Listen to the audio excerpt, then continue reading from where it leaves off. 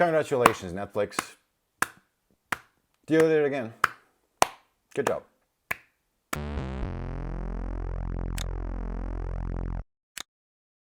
So yeah, here I am, mid-season talking about a finished anime because, you know, Netflix finishes just immediately, just throws out the animes in batches, right? And today we're gonna be talking about Yasuke, the Black Samurai. If you don't know his story, this guy is an actual person, like from history. There was a guy who is the Black Samurai. And not the Black Samurai like he was edgy and stuff, but like he was a black dude. But if you don't know his story, I'm gonna give you some videos here.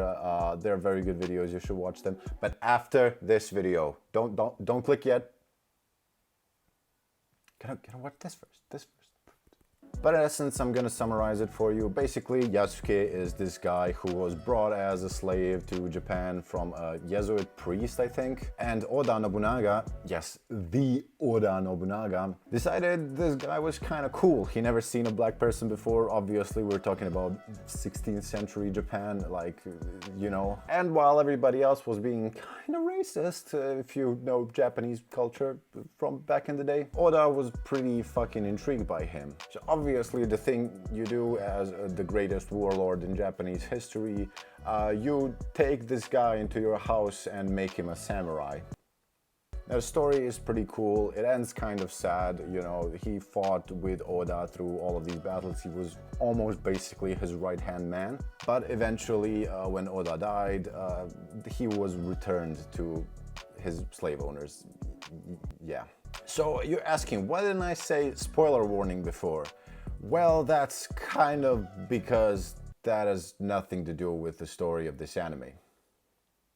Yes, it's carrying its name, yes, but it has nothing to do with the actual anime. Sadly, they decided to make this a fantasy mecha anime in 1500 Japan.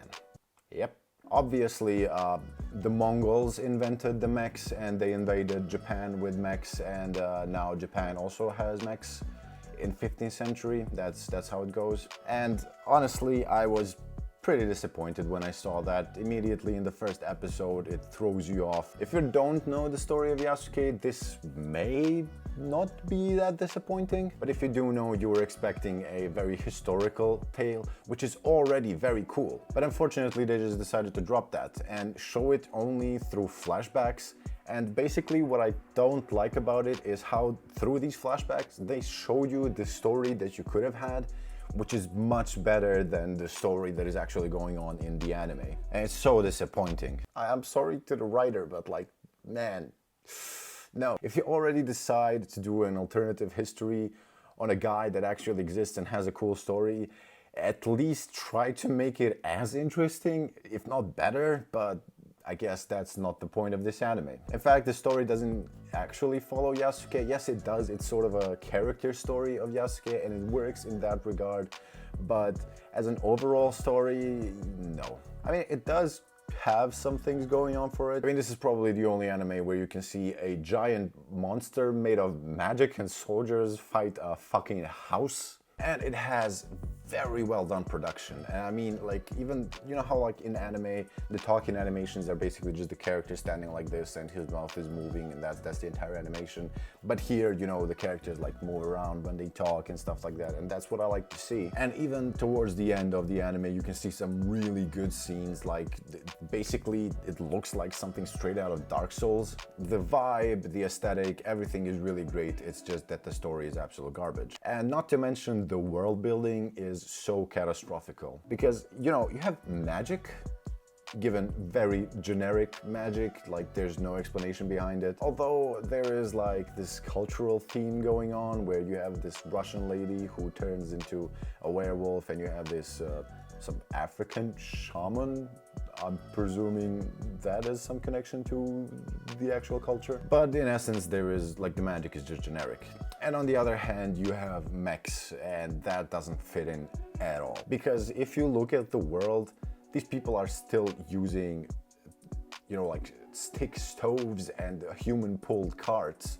While on the other hand, you have these technologically advanced mechs with flamethrowers and shit. So yeah, I don't really like that. Yes, the character story and the character exploration is very good of Yasuke, as, you know, he sort of dwells on his past, he starts drinking and stuff, and he's hidden away from the world which they took liberties in, how he disappeared basically from history once he was returned.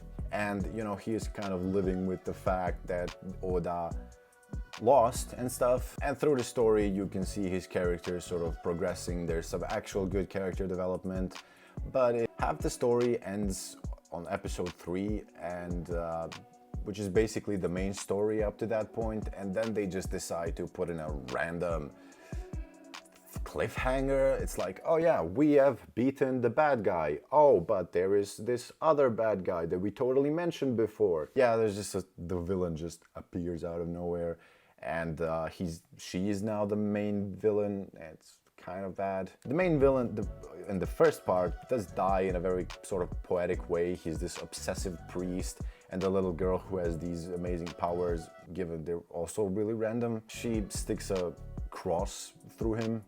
As a pretty cool scene and sort of poetic. But in the latter half, the story is kind of weird. Basically, they fight this daimyo, which is just a magical spider lady who controls whatever, and, you know, she manipulates and stuff, and it's kind of bad because she's never mentioned before. It was just not even really insinuated. And throughout the story, it's basically littered with bad world building and like these stupid nuances. Like, for example, the girl who has these magic powers, who is like basically the main protagonist of the story, she has to go to a doctor, but she has no idea who he is, and then 3 episodes later she mentions him by name, and they just go off. And in the latter half, they basically are pulled into this like monastery, and they have hoods on and stuff. But when Yasuke leaves the monastery, he has no hood on. He just goes out. So what was the point?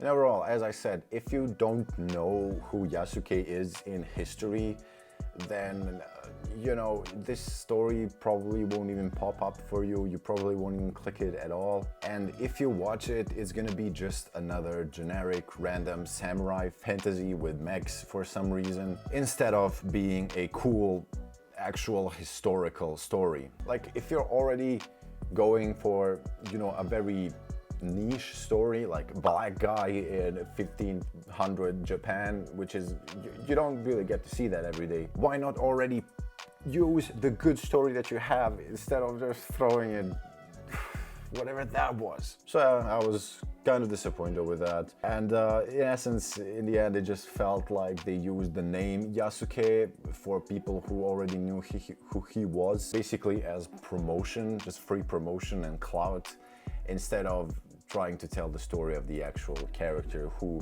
was in history. And, you know, they could have also expanded on Japanese tradition versus progressiveness with Oda, how he basically battled with his own country in ideals too.